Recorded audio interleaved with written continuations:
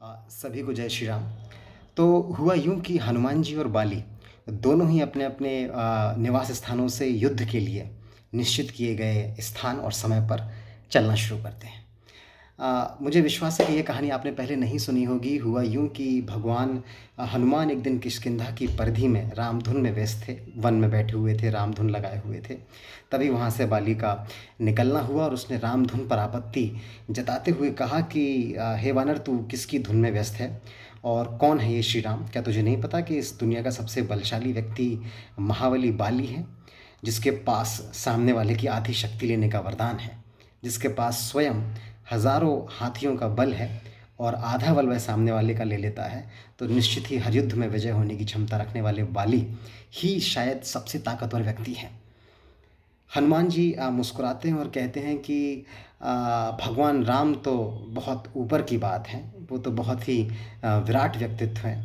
पहले उनके एक छोटे से चरण सेवक हनुमान से ही निपट लो, फिर देखते हैं।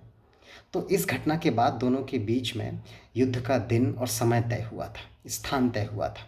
दोनों ही वहाँ पहुँचने के लिए अपने-अपने घरों से निकलते हैं। जब हनुमान जी बाली से युद्ध करने के लिए जा रहे होते हैं, तब रास्ते में ब्रह्मा जी प्रकट होते हैं और कहते हैं कि हनुमान, तुम अपनी सिर्फ 10% शक्ति लेकर वहाँ जाओगे। हनुमान जी बड़ा सरप्राइज्ड हो जाते हैं कि एक तो वैसे ही उसके पास आधी शक्ति लेने का वरदान है, ऊपर से आप मुझे कह रहे हो कि मैं अपनी शक्ति का 1/10वां भाग लेके जाऊँ, दशांश लेके जाऊँ, तो निश्चित ही मैं उस युद्ध में परास्त हो जाऊँगा। ब्रह्मा जी कहते हैं कि हनुमान, मैं जितना तुमसे कह रहा हूँ तुम उतना करो, यही समाज के लिए कल्याणकारी है। तो भगवान हनुमान बिना विवाद किए अपनी शक्ति का 10वां हिस्सा लेकर युद्ध करने के लिए पहुँचते हैं।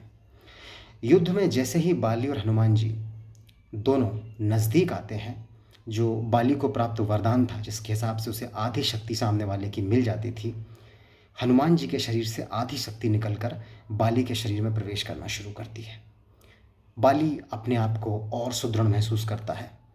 उसके शरीर में कसावट आ जाती है, उसकी नसें ताकत से फूल जाती हैं, उसका मांस और सुदृढ़ हो जाता है और वह अपने आप को अंदर से और शक्तिशाली महसूस करने लगता है, जिससे वह अत्यंत प्रसन्न होता है कि उसका वरदान कार्य कर रहा है। लेकिन यह शक्ति का जो आगमन था, ये रुकता नहीं है। उसकी नसें धीरे-धीरे फूल कर अपने सामान्य आकार से अधिक बड़ी होने लगती हैं। उसके मांस का तनाव हद से ज़्यादा बढ़ने लगता है और धीरे-धीरे शक्ति का लगातार संचार होने से उसको अंदर से ऐसा महसूस होता है कि अगर यह शक्ति मेरे शरीर में आना रुकी नहीं, तो मेरा शरीर फट जाएगा। इतनी अधिक शक्ति आ रही है कि मेरा शरीर इस शक्ति को सँभालने के लायक नहीं है। तभी वहाँ पर अचानक से ब्रह्मा जी प्रकट होते हैं और हनुमान जी को तत्काल बाली से थोड़ा दूर जाने के लिए बोलते हैं। हनुमान जी बाली से दूर जाते हैं और एक परिधि के बाहर निकलते ही हनुमान जी की शक्ति का संचार उसके शरीर में जाना रुक जाता है और बाली फिर से थोड़ा-सा नॉर्मल फ़ील करने लगता है। ब्रह्मा जी कहते हैं कि वो बाली को चेतावनी देते हैं कि जिस व्यक्ति के शरीर की आधी शक्ति तुम्हारा शरीर सँभालने की हिम्मत नहीं रखता है, उससे तुम युद्ध में किस प्रकार जीतोगे ये तुम खुद सोच सकते हो। खुद तुम इतने समझदार हो। और वह भी तब जब मैंने हनुमान से कहा था कि तुम अपनी शक्ति का 1/10वां हिस्सा लेकर वहाँ जाओगे। अगर हनुमान पूरी शक्ति के साथ यहाँ आते, तो शायद तुम्हारा शरीर छिन्न-भिन्न होकर यहाँ पर पड़ा होता। तो बेहतर यही है कि इस युद्ध को यहाँ टाला जाए और आप दोनों अपनी-अपनी जगहों पर चले जाएँ।